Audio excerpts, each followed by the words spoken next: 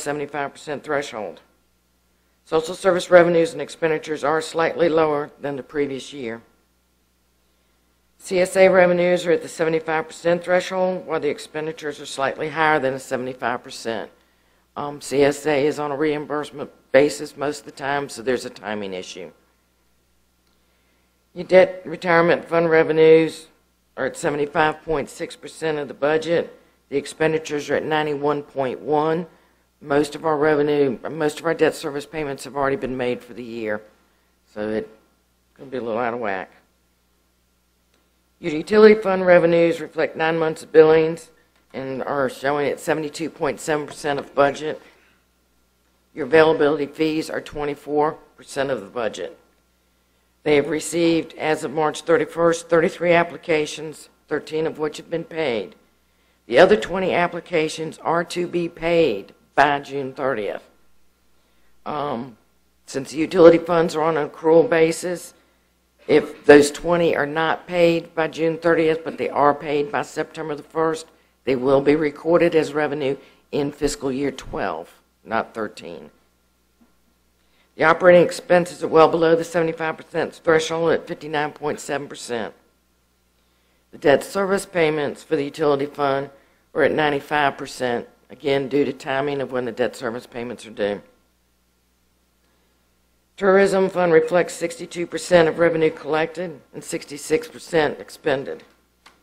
The transient occupancy taxes continue to be below the threshold. Hopefully that will improve now that the water quality has stabilized and the sports complex is beginning their operations. Expenditures for the 9 months for the major funds appear to be on track with the previous year. Most revenue sources for the major funds appear to be steady with the exception of your communication taxes and motor vehicle license. Communication taxes should start leveling out now that the 3 lawsuits have been settled and they've started collecting off of that. So we should start seeing it level out. We're continuing to closely monitor expenditures, and everyone is staying within the reduced budget amounts. With the tax rates that have been put in place, the general fund should end the year positively due to the increased revenue from property taxes. Unfortunately, the general fund will have to supplant the utility fund if more availability fees aren't collected. Are there any questions, comments? Questions of Mrs. Hatcher about the third quarter report? Yes, sir, Mr. Chairman. Mr. Underwood? The Don wastewater fund that we're speaking of, you're indicating that $11,000 reflects a penalty. Is that correct? On your next, I think it's on your second page, Ms. Hatcher.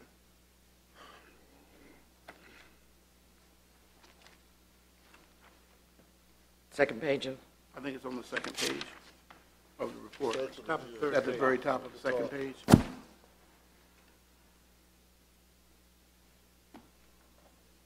I have more than one report here. Okay, I'm sorry. That's okay. Sorry. I'm just hearing about the Dawn wastewater fund being this black hole that money's sinking into, but yet it's not reflected in this report. And I'm just kind of baffled at this point. So can you help me, please? Part of it has to do with timing and when those penalties are due. This report is as of March 31st. The billings went out right after that point in time. Mm-hmm. So the penalties were higher than that. And the Dawn Fund, just like the Caroline Utility Fund, is on an accrual basis. So the revenues are actually what is recorded as billed, not collected. So some of the ignorance regarding this report we can just excuse due to timing. If you'd like. Thank you. Thank you, Mr. Underwood. Other questions? Mrs. Hatcher, on page 2 of the actual spreadsheets, I guess is what these are. Under the special revenue fund, you have the proffer fund. That's correct. What exactly is that? The proffer fund? Right. The proffer fund is the fund that is used to record the revenues and expenditures of the proffers that are collected. So we collected $70,000 to date. We have spent $70,000 to date. And This we is have- the expenditure side. So, and we're expecting to spend 128, is what you're saying? That's correct. So where's the balance of that fund at then in the report? Did not give you a balance sheet report. I can give that to you. Okay.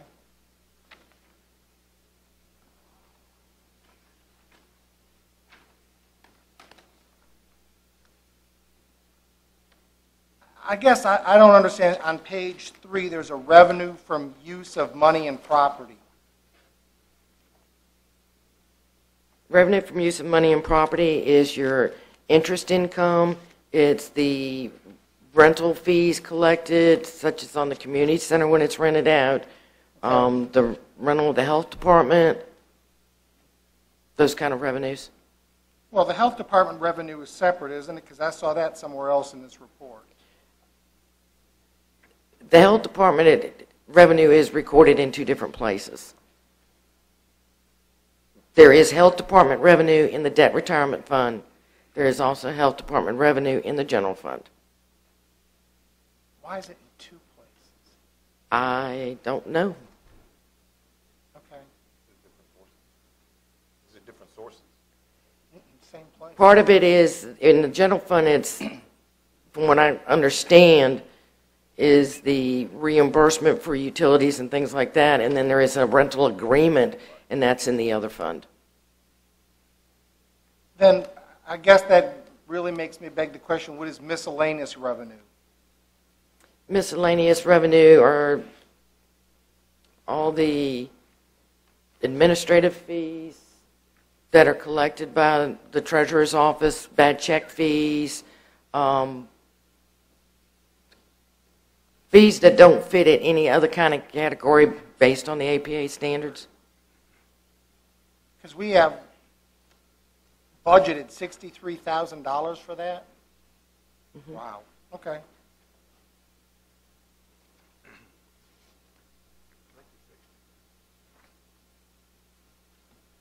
And I guess my last one is, I guess I have two.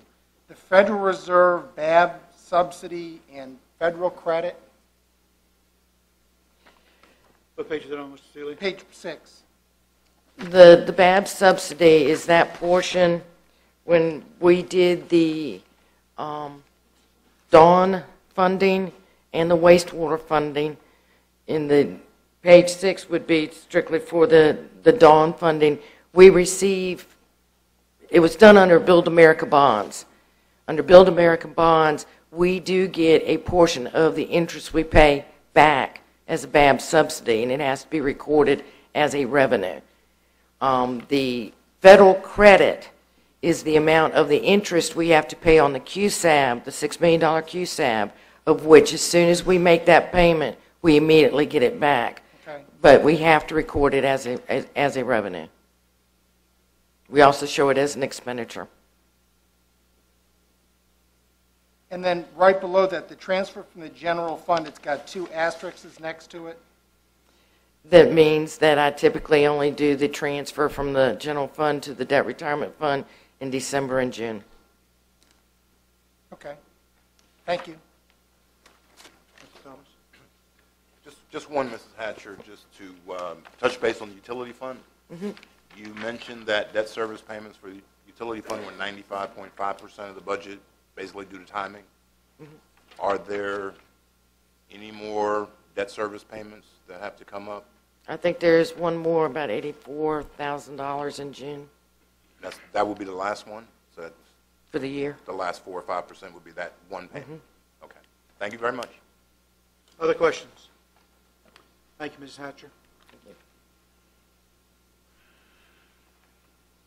Next item on the agenda is consent agenda. Is there an item that any board member wishes to pull from the consent agenda? I had a question I got to find. Mr. Thomas. My question would be, I guess, to Mr. Fincham. It's the review, item F, the review and conditions for the Caroline County Agricultural Fair. Is that yours? I didn't see in there, and I didn't recall, This is a yearly review, or is this the one-time review we have, or is it multiple reviews? This is a one-time review after the special exception permit was granted by the board. Okay, so we just had, yeah, I seem to vaguely recall, we just had a one-time review. Yes, sir. Do we want to leave it at the one-time review, or? I guess there were no problems, no issues at all, so, okay. Thank you. I'd like to pull item J, Mr. Chairman. Item J will be pulled. Is there any other items on the consent agenda board members would like to pull? If not, is there a motion to Mr. approve? Chairman, I'd move that we approve consent agenda items A through I and agenda item K. Is there a second? Second. Motion made by Mr. Thomas, second by Mr. Black. Discussion on the motion. All in favor, vote by saying aye. Aye. All opposed, nay. The motion is carried. Mr. Seeley? J. And I guess, and I don't know who this question goes to, but we had several emails about a final payment for the HVAC company that was waiting for money to be transferred from the county. And basically what I was told is that wasn't our problem because it wasn't our debt. And now we're over on the library by $21,000 according to the debt service payments. And they're asking us to go for a grant for $23,190. And what I want to know is, have all the payments been made to the companies that have worked on the Dawn Library?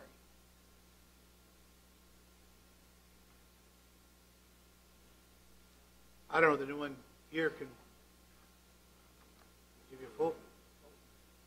I have not received a final drawdown request, so the final the final pay to the contractor has not been made. We haven't received it, and I believe there's still some issues, which is why it hasn't been done. Yeah, but this is, if I may, Mr. Seeley, this is a grant for $23,000, and there's no local match. I understand, but we still have an issue of payments that haven't been made. And I was told it wasn't our call to make about making sure those companies got paid, but now it's our call about a grant. And I guess I'm concerned because those payments hadn't been made up to a month ago. We can only pay the contractor. That's the only agreement that we have, is to pay the general contractor. He has not submitted his final drawdown, so he has not been paid. Thank you, Ms. Hatcher. I see this as two separate issues completely. They're not even remotely connected. What we're voting on tonight is the approval of a Dawn Library Rural Development Grant Resolution for furniture and fixtures at Dawn Library. Has nothing to do with paying the one individual that supposedly is still outstanding, a bill still outstanding for them. I see them as being one and the same thing because we weren't supposed to be involved in actually making those payments, but we're involved in actually applying for the grant. Absolutely. So I see them as one and the same thing. The contract was, as well as I understood, the contract for building the building was between the library board and the contractor, not the county. The county provided the funds, and the library board went out and signed the contract for that building to be built. Who owns the building at the end of this? Does the county? Yeah, but the So contract... the county owns the building, and contract we're was between- responsible for major maintenance, and we're responsible for any liens on the building. We're responsible And I'm for just maintenance. making sure that we're clear, before we give any more money, we're clear on the debt that actually is liened against the building. We're not giving any money. We're not giving... We're this grant- applying for the grant. We are. We, the Board of Supervisors, are applying for this grant. We're giving the money. The schools apply for grants all the time. We don't give them the money, do we? The The money comes through us. We don't have to approve Absolutely, the it. money comes through us, just like this grant Well, resolution what I here. want to make sure is everybody's aware that there's outstanding debts and that gets paid before any money files through us and we get I attached think to everybody it. knows, I think everyone knows, if not, I'm sure you'll make everyone aware of the fact that there's outstanding debt on the Dawn Library. That's all we can do. Just making Further- sure that point is made. Okay, thank you. Is there a motion to approve J, or do you wish to not approve J? So move. Is there a second? Second. Motion made by Mr. Taylor, seconded by Mr. Underwood, that item J under the consent agenda will be approved. Discussion, further discussion of the motion. All I want to do is make sure that the debt is paid before this money goes forward. That's my only concern. I don't know if that's part of the motion. I understood what you said, and that's fine. Is the further discussion? All in favor by saying aye? Aye. All opposed, nay. Motion is carried.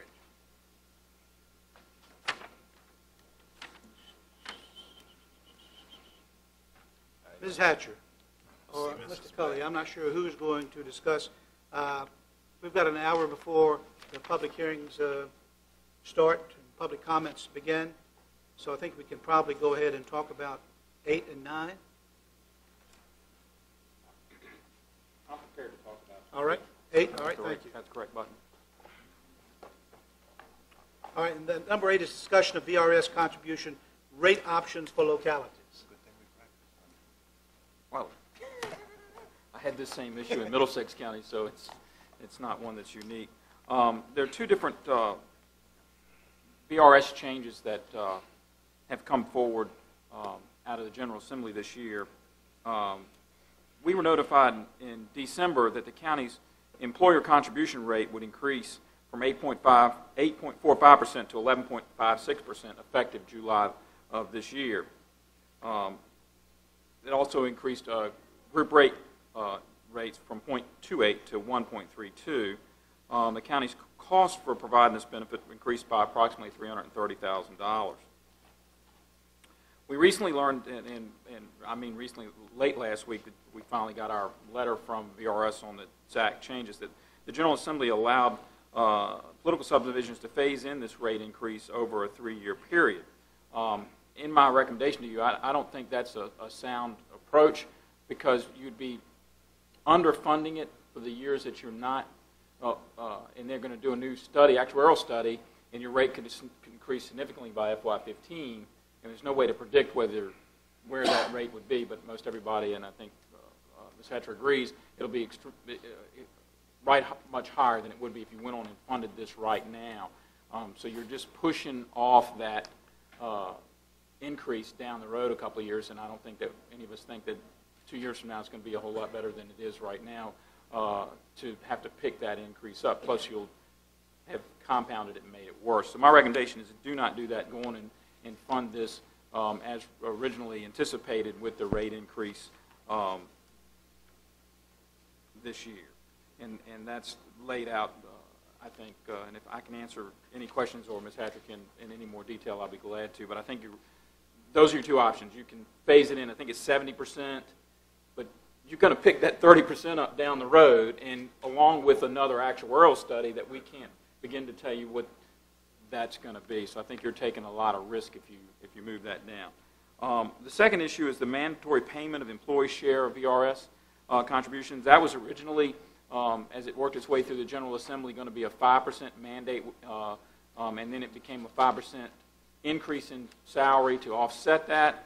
And as that was working its way through, the schools were given the flexibility of a 1% increase each year over 5 years.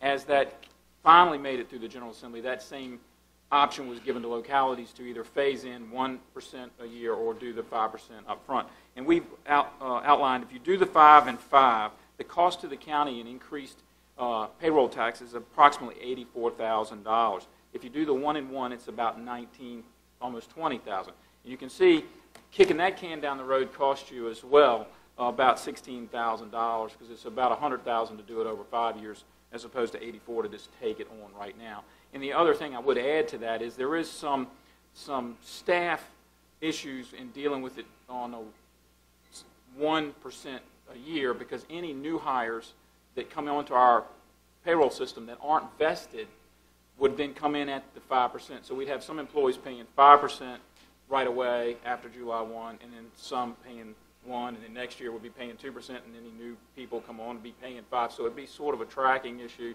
and maybe an equity issue amongst employees. Obviously, having to do $84,000 right now is not necessarily the best option, but it does save you some money long term if you chose to do it that way. We recommended the 1 and 1 just as a savings out of this year's budget, but I'm certainly not opposed, and I will tell you Middlesex did the 5 and 5, which was what I recommended down there in the budget that I just completed. You recommend 1 and 1 is what you're saying? I did. It's cheaper for us this year, but it's not cheaper in the long run. We understand that.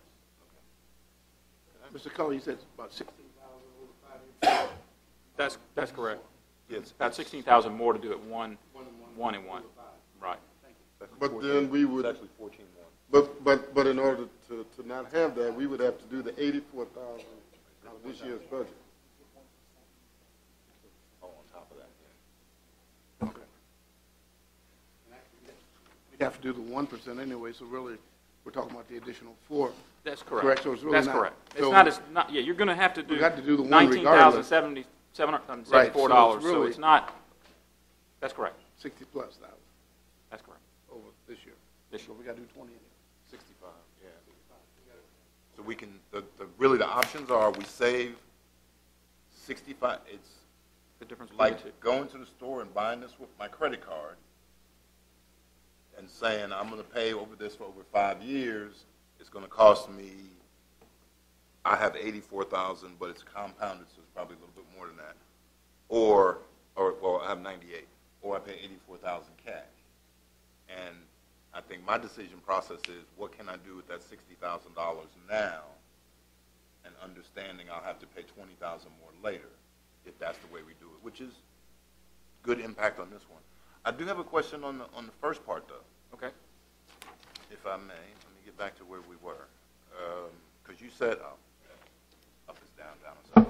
You said that it would save us $270,000. I think that's the number. We would only be paying 70% of the certified rate in the first year. Okay, and that was the. But if I save, again, same thought process. If I save $272 this year, there's a lot of things I could do with $272,000 this year. But what does it cost me? And that was the thing I forgot to ask you today. And that's what I can't tell you, because they're going to do an actuary and reevaluate our percentage. In 15. So we'll be saving off of our existing new rate of 11.56%, but by underfunding it, you know when they do the actuary, they're going to try to recover what you've saved. Plus, your rate's liable to go up again anyway, so that's an unknown increase. It was easy to do the 5 and 5 or the 1 and 1. The math on this is really out of our control, and there is a really big unknown. And that's why I recommended that you just not take that 70% and 80%. It's 70% this year and then 80% of the rate next year, and then have them reevaluate your overall rate and really jack it up, and then you're going to be hung in it then. But theoretically, there's no guarantee. Even if I do the whole thing now, You still could have it. in 15 they could come back and say, oh, by the way, you'll now need to pay $100,000 more. So regardless of how much planning we do, the state could say something totally different, which throws our planning out the window. That is completely correct, and that's VRS every 2 years. Right. But I think the thing you could plan on is if you underfund it for 2 years, you know it's going to be worse. If it's $100,000, then you can count on it being worse than that because of underfunding. How do they look at that? Do they look at each individual county? And I'm sure there are a lot of counties out there that are going to say they're going to kick the can down the road. Now, when they do the actuarial study, When they do the actual study, it's based on each individual jurisdiction, whether it's a city, county, or town. Most of the jurisdictions that I have heard from through the VGFOA listserv are not deferring it. They're paying it up front. They're going ahead and doing their certified rate. The VRS has never lowered a rate. In 30 years' time, I've never seen them lower a rate. You can hope and pray that the rate isn't very high increase. Keep in mind that each year you do that 1 and 1, or if we decide to do the 5 and 5, you also add that amount to the future years that you're going to be paying on, that you're kicking the can down the road to save some money. So it really, in 15, will be hard because your salaries are going to be higher because of the VRS requirement. Unfunding it, plus most jurisdictions, Caroline's not alone, have at least half of their population of employees are older employees, which plays into your actuarial study. So I don't know of any jurisdiction that has strictly young employees, which would save us, but you're going to pay. Option one doesn't have any impact at all. That's all in the budget. On the other side, obviously there's for an employee impact, if you do 5 and 5, employees will take home less money. I mean, their FICA is going to come out, in which their salary is going to go up, their FICA is going to go up, and so they'll have less money. Some counties have done 5 and 6. I do believe the schools have done 5 and 6. So I think there's some, and that doesn't hold everybody even. Some people go behind even with that. But it does help some because of the FICA increase. And that's why we did recommend, if we did one, it would be helpful if we could do 1 and 1.5 to try to keep people even with increases in other things such as health insurance. But nobody has any idea what the impact is in 2015. No. No, sir, But I don't. if you put it off for 2 years, you're already underfunding close to $472,000, so you're going to add that. Oh, say that part again? If you elect to do the 70% and then the 80% over the 2 years, that's about $472,000 that you have not paid into it. So you're already underfunded. There is no jurisdiction that is fully funded. All jurisdictions are underfunded. So you're saying based on that, I'm already, when I get to 2015, I'm going to already be short $400,000, yeah. which I'll have to make that up Some in portion. addition to whatever increase there is. That's but correct. some portion of that 417. That's correct. Sounds like an old commercial, pay me now or pay me later. Pay me more later. Yeah, pay me now and pay me more later, yeah. All right, can I think about this one? Any questions, any more questions of Mr. Cully or Ms. Hatcher? All right, I think we're going to, does a decision have to be made tonight on this one? If you don't make it tonight, you'll have to make it at your next meeting, but you do have to pass a resolution on both of them. Because we do have to have them into VRS, I think, June the 1st. We do meet on the 22nd, I think it is. That's correct. Yeah. All right, let's put this back on the agenda for the 22nd, and let us think about that. Good point. Okay, item number 9. Recommendations for proposed cuts to fiscal year 2013 budget. If the board recalls, at the last board meeting, we gave direction to Mr. Pardon, at that time was the interim county administrator, to make cuts in the proposed budget of $825,000. That was basically a average of what everybody on this board indicated they wanted to see as far as cuts are concerned. Some people said $1 million, others said $750. So the 825 was an average. So they have come up with the proposed cuts. It's in your board packet. The cuts, and I'll go over them. Recommendations for additional cuts is reduce Comprehensive Services Act by $150,000, what was proposed in the budget. Reduce local contributions to schools by $200,000. Eliminate summer employment program, $6,000. Reduce appropriation for Middle Peninsula Juvenile Detention Commission, $20,000. Reduce appropriation for Pamunkey Regional Jail, $25,000. Eliminate Victory Park project and use money for debt service, $87,000. Eliminate local transfer to law library, $5,110. Eliminate contribution to Chamber of Commerce, $7,500. Reduce contributions to outside agencies by 5%, which is $9,217. Eliminate Milford streetlights, $3,292. Reduce public communications budget, $1,000. Eliminate salary for utilities director for 1/4 year in utilities budget because it's not likely we're going to hire someone before October 1.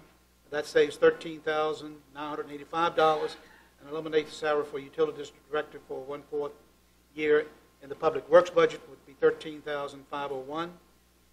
Eliminate impact of VRS 5% employee contribution due to vacancies in corrections and sheriff's office, $7,037. I'm sorry, Commissioner Revenue. Commissioner Revenue and Sheriff's Office, $7,037. VRS 5% employee contribution for new hire, $578. The miscellaneous cuts from departments, constitutional officers, and et cetera would amount to $228,524. Utilities fund reduced general fund transfer by $46,042, and Don wastewater fund by $1,653. Gives you a total of $825,439, which is what we asked to be cut.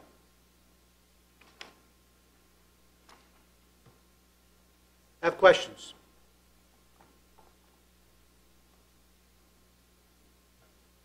Mr. Chairman? Mr. Black? I'm going to be flat out honest here. $200,000 cut to the school system is to me way out of line. We earlier this year told them that we were going to flat fund them. So flat funding means 11.5, and I understand that everyone has to feel the pain. $200,000 seems to me a bit ridiculous. I'll be flat out honest. The second thing is we sat here with the superintendent, and when he was up in front of us presenting, and we told him that we need to work together with the school board, and we need to lobby the state for more money. The state indeed did give us more money. I didn't think that we were lobbying the state for more money to take away money, local money, from the schools. I have a huge problem with that number, and that's all I'd like to say.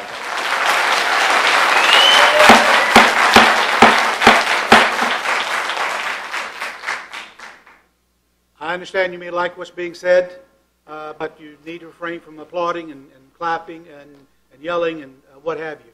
I'm sure there are others that disagree with what you're saying, and they could boo and what have you. So we don't want to get into a confrontation here. So please, no applauding, no whistling, no screaming, if you would, please.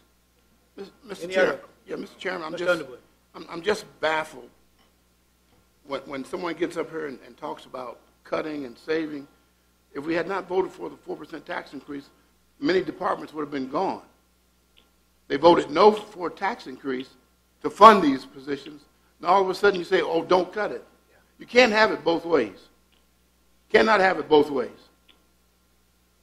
They voted against the tax increase, then I just think I don't even listen at this point. But you cannot take money on one hand and give it on the other hand without increasing revenue. I'll agree. Mr. Taylor, you had your light on. I concur with what Mr. Underwood said. I don't want to take any money from any department. But the fact of the matter is, you only have so much money, and you have to figure a way to do it as best you can.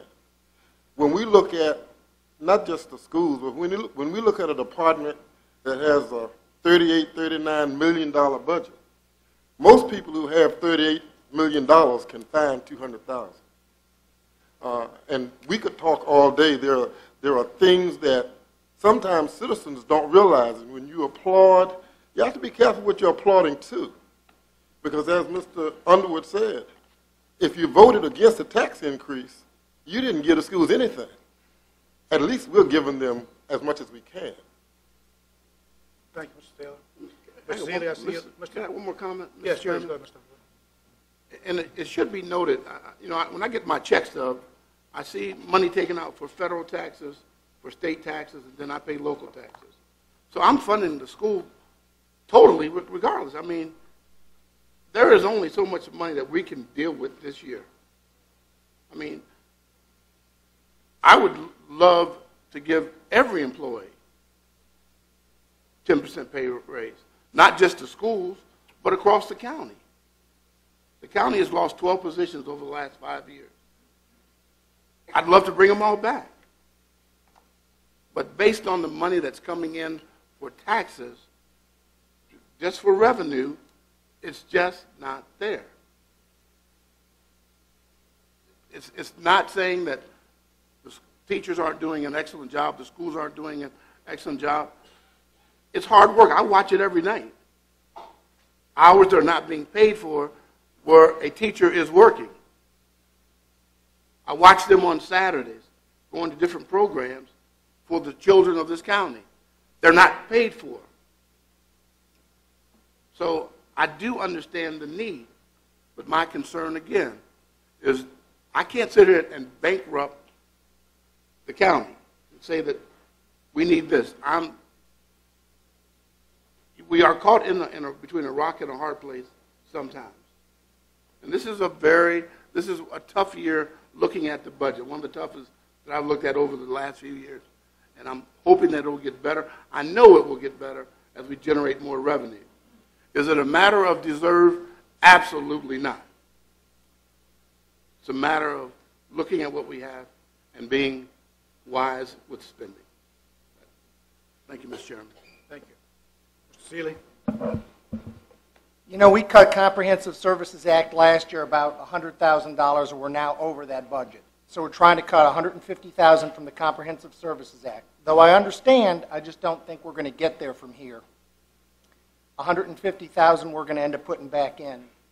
The reduction of appropriations for the Middle Peninsula Juvenile Detention Center, $20,000. I think we're at budget or above budget on that currently. The same thing with the Pamunkey Regional Jail. You know, we're cutting things that we're going to have to pay for anyways. But I guess my other question is for Fran Hatcher is, how close are we to the minimum that the county actually contributes to the schools if we cut the $200,000 from the school system?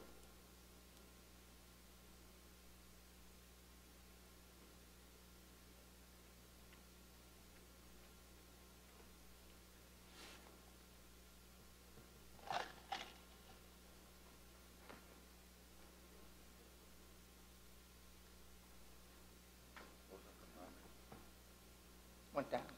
According to the Department of Education, and this is based on an ADM of 4175, and of course that's the state's projected ADM, not the school's ADM.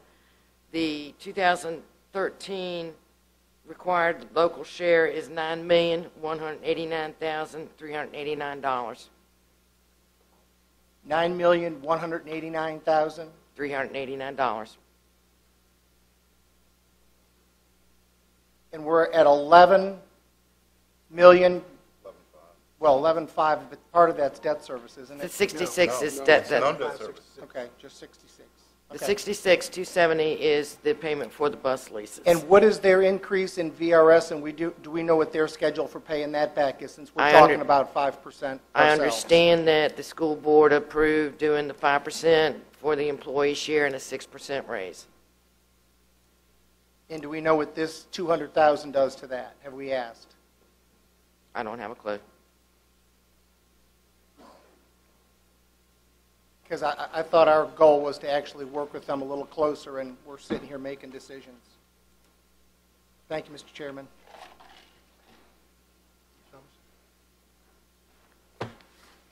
Mr. Chairman, thank you. Personally, I don't agree with the staff's recommendations, and I appreciate staff's work to put it together.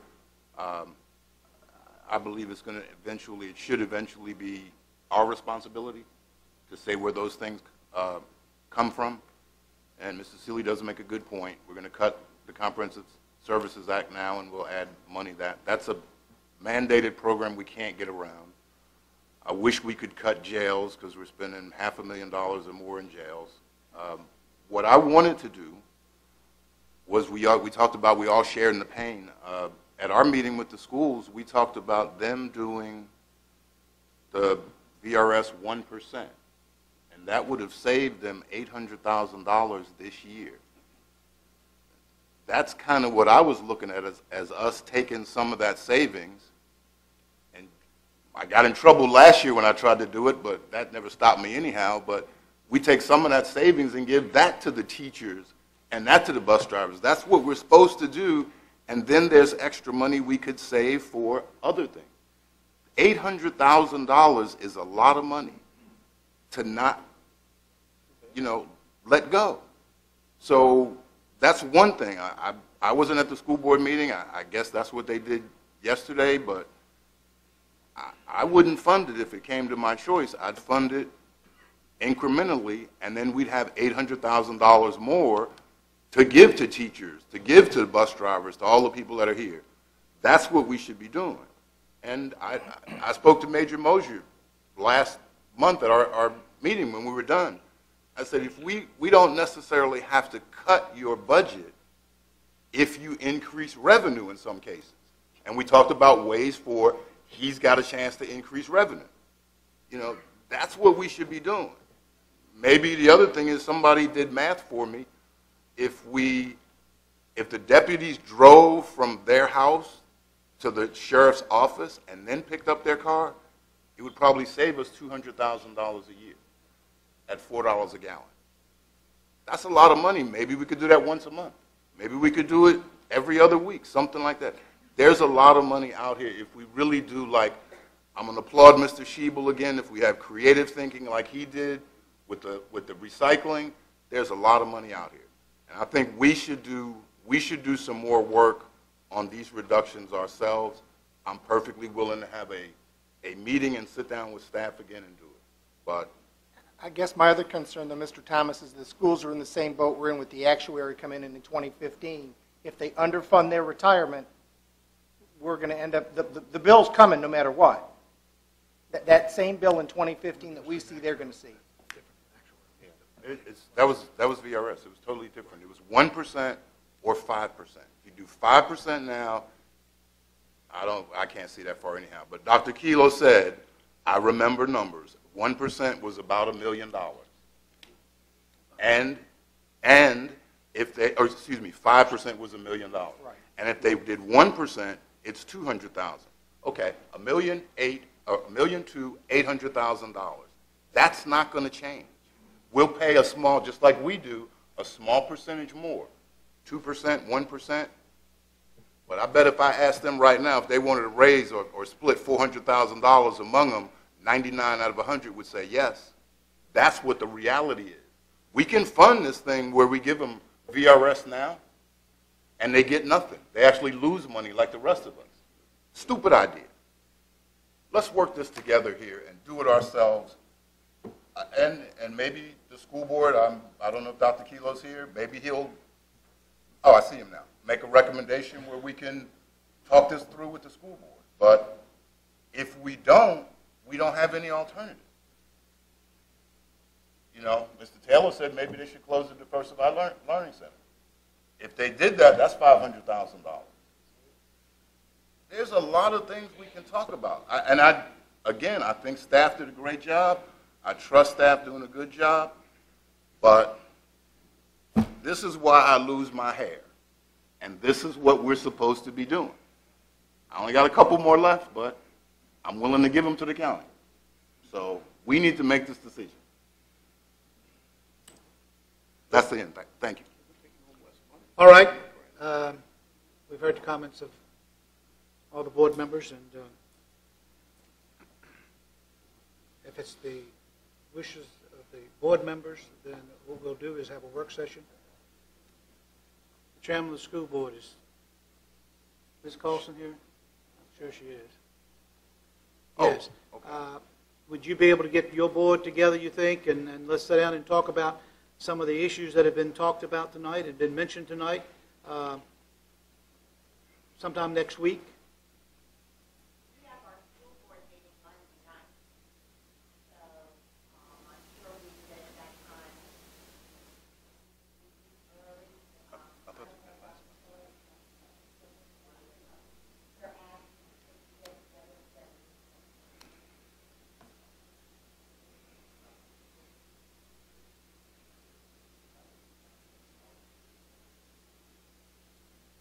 I didn't hear. I still cannot hear you. He said, why did we take a cut without the first meeting? I think we're just trying to get together to talk over some of the options maybe the school board has in reducing funding without impacting the people that are, working at the school. Who has said to you, Dr. Killo, that we have cut the funding?